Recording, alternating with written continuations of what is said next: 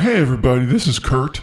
It's real nice of Matt to let me present my lecture that I most recently gave down at Villanova University about China.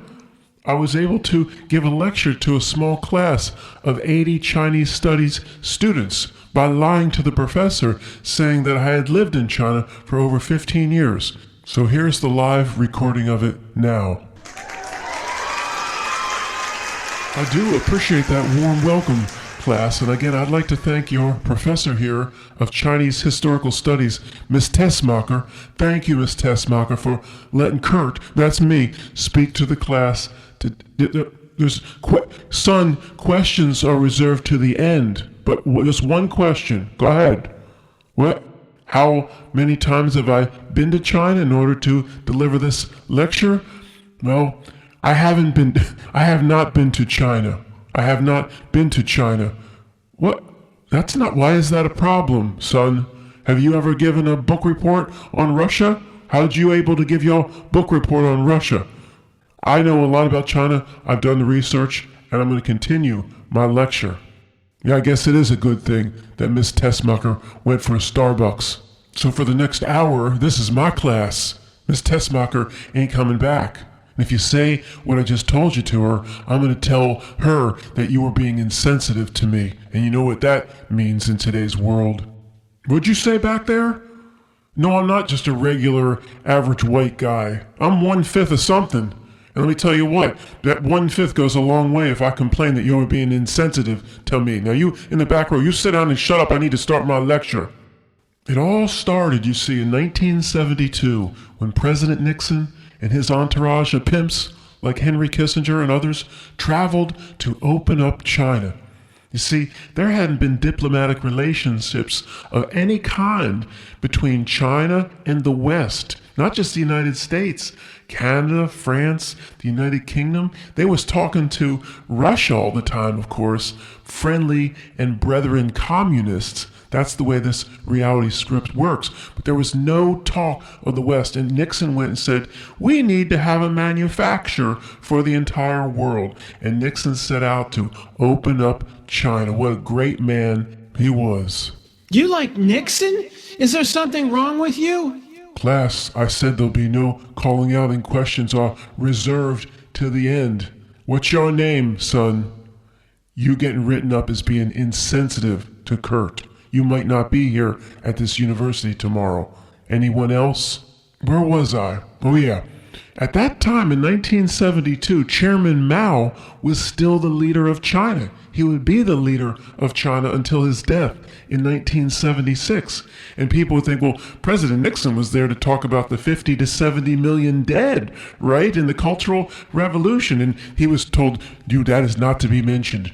Right before the very first meeting with Chairman Mao, Kissinger leaned in and whispered into Nixon's ear, just like Andy Card did to George W. Bush at Booker Elementary School on the big day. Remember Andy Card said to Georgie, he said, America is under attack. Right before he walked through the door to meet Chairman Mao for the first time, Kissinger ran over and said, I got something to remind you about.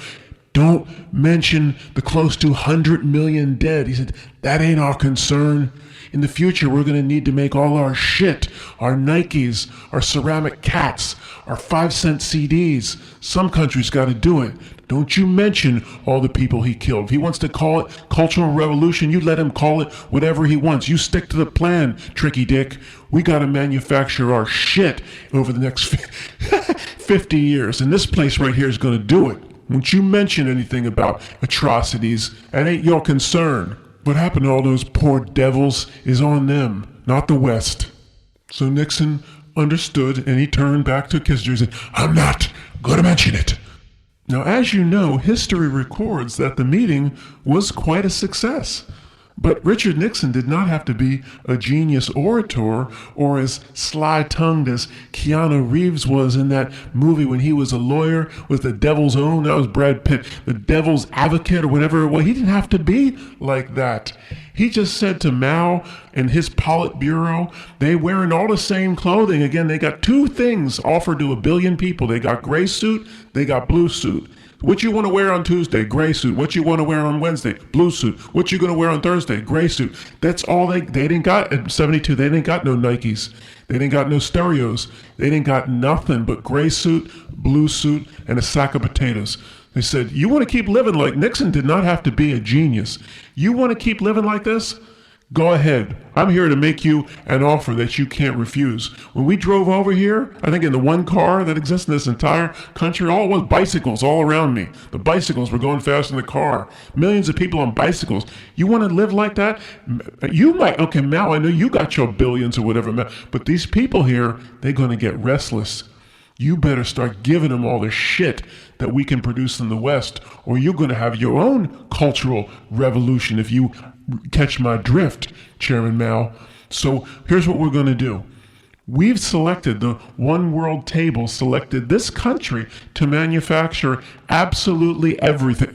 Yeah, I said everything. He said, you're going to manufacture everything from rubber dog shit all the way up to the most sophisticated Apple iPhone chips.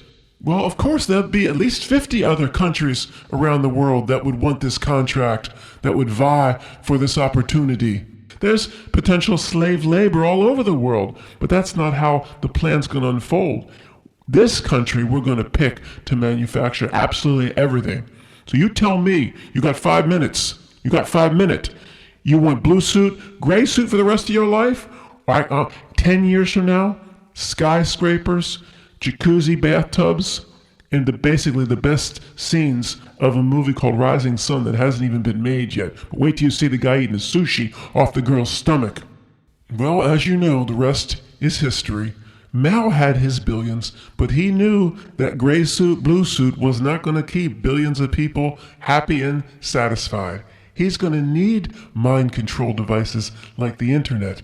Didn't take a genius for Nixon to come back a triumphant hero.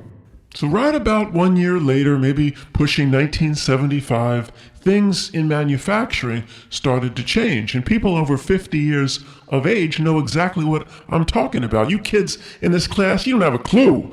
You have a damn clue what I'm talking about. Every single thing, flip it over. Flip over your number 2 pencil right now. Made in China. Take your underwear off right now and look at the back. Made in China. Don't really do it. Sit down back there. I didn't mean to really do it. Something wrong with you? How'd you get into this university? See, if you're age 50 or over, like I am, you remember growing up in the 70s and you have your Stretch Armstrong doll, your G.I. Joe, and on the back it might say made in Thailand, somewhere else. Or your mom has ceramic cats and dogs all over her shag rug, and you peel back the shag rug and it might say made in Taiwan. That's Formosa to really old mofos. Formosa, that's Taiwan. Under the ceramic cat, it might say made in Laos, might even say made in Mexico. I know this is inconceivable to you young people in this class, that things were actually made in other countries around the world. Not just everything you flip over, even a Porsche at the bottom. It's supposed to be German, Bavarian made. A little gold sticker on the muffler you can find. It says made in China. Put their little gold stickers on everything. Makes me puke. Makes me ill. The rest of the world had opportunity to manufacture shit before Nixon had his little conversation with Mao. But as they say, the rest is history. And all Mexico can offer now is avocados from Mexico. They can only offer fruits and shit like that. That's all the one world system allows these banana republics. China was picked to manufacture everything. And when it got to be like 1985 or so, and absolutely every product made had the little silver or gold sticker made in China on the back, your friends and your family and your neighbor and your wife or your husband just said, "What are you suggesting? Don't you know that China just outcompeted the rest of the world?" What? You're suggesting they were selected in some way by some evil group to manufacture everything? They just did it better. You remember the Carly Simon before the James Bond? Nobody does it better. That's China. They're just better than all those other countries. You're not one of those people that would think there's some sort of conspiracy, are you? And I know the words coming out of my mouth would be very strange to young people in a class like this. As I look out over the class now, well, half of you have a strange glaze over your eyes, like too many hundreds of thousands of hours online has changed your genus and species. You'd never be able to understand or comprehend what I'm actually saying. The other half, there's about half here that seem to be paying attention a bit to what I'm saying. You still don't believe me, I can see, but at least you are the Homo sapien genus that I recognize, people that don't completely look like the beginning of World War Z and The Walking Dead. But you understand this is all very strange to you. To even the smartest of you in this class, you believe life is a Taylor Swift concert. You don't understand how the world really works. In fact, if you remember nothing about Kurt's presentation on China, remember this, and it's a good thing Miss Tessmacher isn't here. Take everything this university taught you, unless it's something like scientific or math. If you combine sodium with chloride, you still get sodium chloride, whatever that is. But in terms of everything else, every philosophy, take everything you ever learned here and throw it out and run in the other direction. One lecture here by Kurt will deliver to you young people a better education than the hundreds of thousands of dollars your parents wasted on what you call this university. And don't you say a damn thing to Miss Tessmacher. I warned you once. Where was I? Oh yeah. Right about 1985 or so, the world started to notice that China was changing. You know, Guangzhou province wasn't just a gigantic rice paddy field. Skyscrapers started to be built and 4-lane highways. And there was many more cars in certain cities than bicycles. No more just gray suit, blue suit, an endless closet of gray suit, blue suit with little fat shoes. The money flows started to come into China big time, and it showed. So they manufacture their textiles. That's a blouse or a pair of jeans or something to you and me. Say it's a nice blouse that your girlfriend buys at the Limited.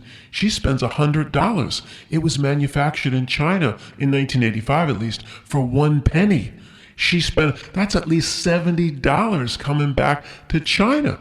So all these inflows of money, and where a lot of that money went is to the Chinese military. They have nukes, and they now have battleships, and they get their MiGs from Russia. And all of a sudden, this tension started to develop between the United States and China, military tension.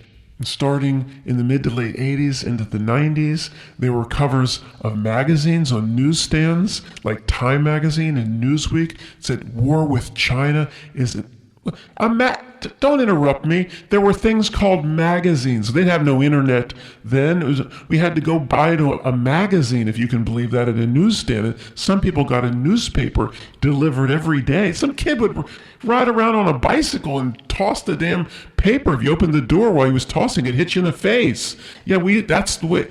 I know you kids can't understand that. Just let me finish. So the covers of these magazines, war with China is inevitable.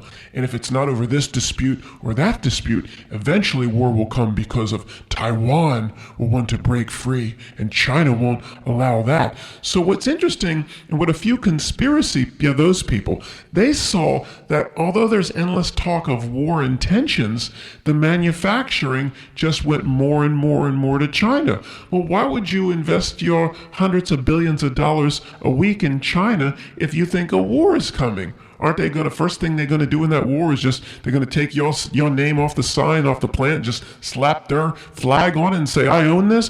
Why was the hundreds of billions of dollars a month still going to China in a 15-year period where there was talk about inevitable war and conflict? I don't want to be one of those people, but it would make the rational person to believe that there was never any real threat of war and conflict. So by that What are you saying down there in the second row? Well, of course Kurt is suggesting that whole story was made up and fabricated. Are you just waking up now?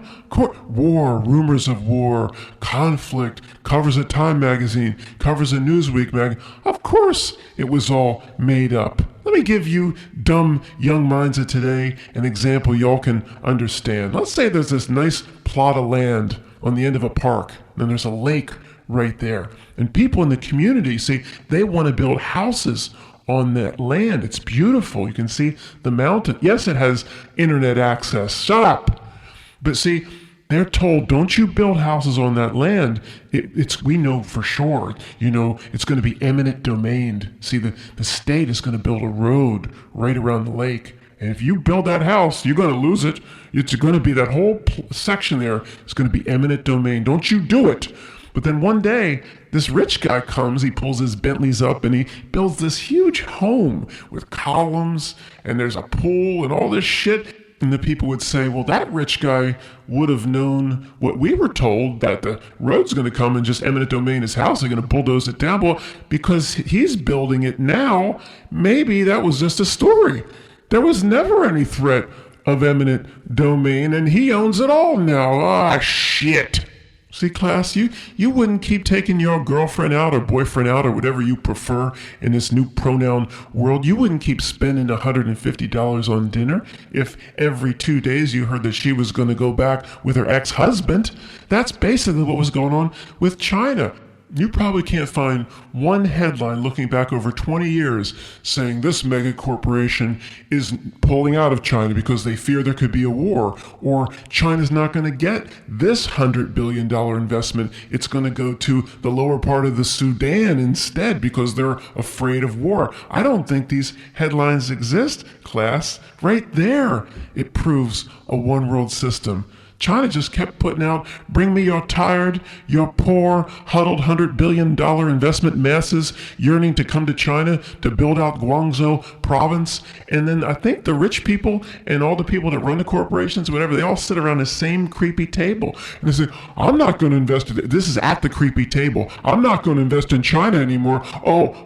That's you who run Exxon. See, what you saw on Time and Newsweek magazine? Nobody. That's all made up.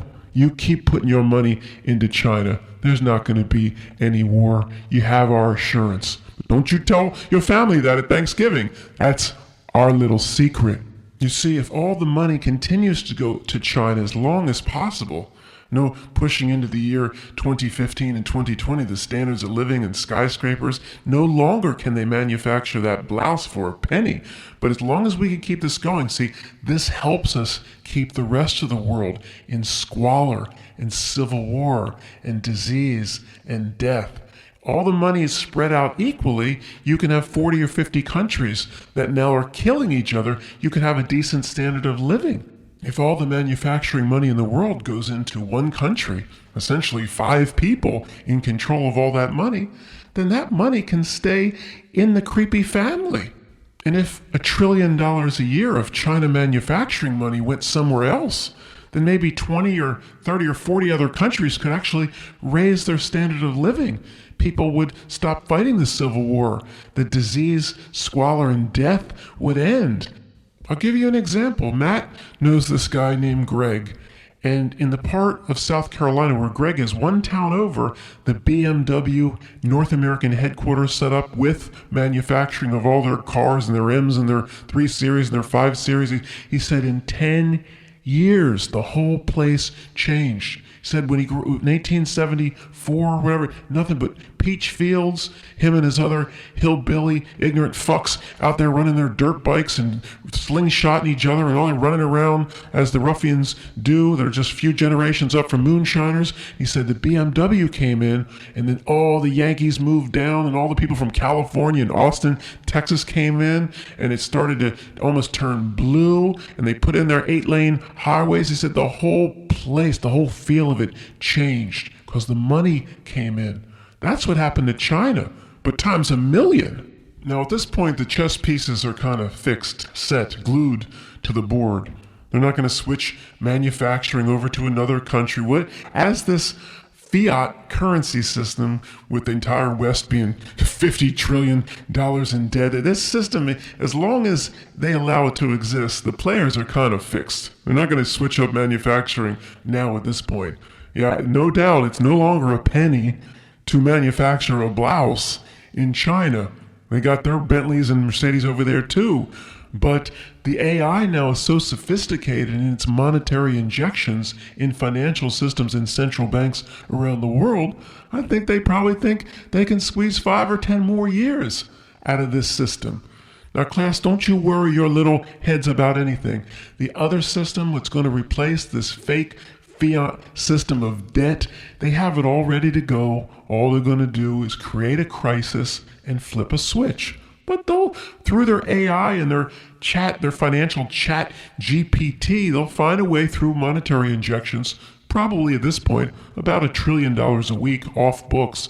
They'll find a way to keep it going 5 or 10 more years.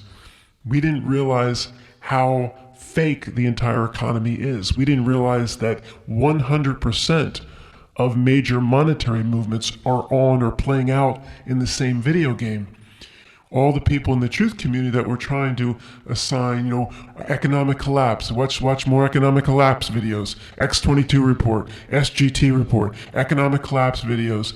When we watched that shit 10 years ago, we didn't have any idea that they could completely turn an entire world global economy into a video game. So there really aren't any supply or demand forces at work for anything in the economy. Even the price of gold and silver. They're going to make it seem like markets are moving prices when ChatGPT is moving prices. And it's a little box somebody probably wears on their wrist somewhere. It might be like a Dr. Theopolis type thing that the Fed chairman has on his wrist, like an Apple Watch. Somebody in the Fed is like taking a bite of their Caesar salad, and whoever they're with, and your watch is blinking. Oh, he's got his mouth's full. No, don't bother with that. Don't mind that. Well, what's happening? Why is your watch blinking? My Dr. Theopolis on my wrist is injecting a few $1 trillion around the world, but I'll see the email when I get back to the office. That people don't do anything. It's an AI system of monetary injections with a minimal inflationary effect. When an apple gets to be $10 and lots of neighborhoods can't afford an apple that's $10 and your gas is $40,000 to fill up, well, they'll have to end this system, flip the switch on the new system, and create that week or 2 week long crisis to do it. And they'll say, we're your savior. We have a new system.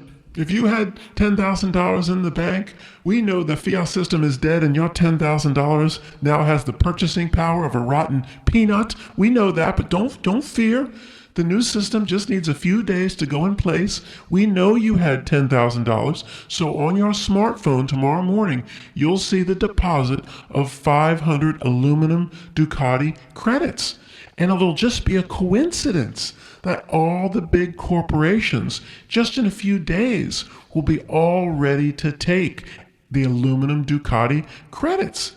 So people will just think it's a coincidence, and you'd have to be someone like that guy Matt or one of those people to think there was some conspiracy or it was planned. So they create the crisis, everybody's freaking out at home for 2 weeks, and then you get your aluminum Ducati credits on your smartphone, which is a translation of what you had in terms of assets and with disputes and resolutions to be worked out later. But the good news is you go down to McDonald's and McDonald's will be set up in 2 weeks to take your credits right off your phone, and the world will just continue. It'll be that simple, class. Don't you worry your pretty little heads about it. Yeah, class, everybody in this room, you 17, 18, 19, 21-year-olds here in this class, all system that you're involved with now is going to be flushed. But you get your degree because after they create their cooked-up crisis, the world will just go on. Your job will continue. Now, thank you for having me, class. I see Miss Tessmacher's making her way back, so I better be out of here before she gets back. Thanks, class. Good luck to you all as they melt the system down with a fake crisis. Don't you worry now. It's all by design. Kurt'll see you soon now. Y'all come back now. You hear?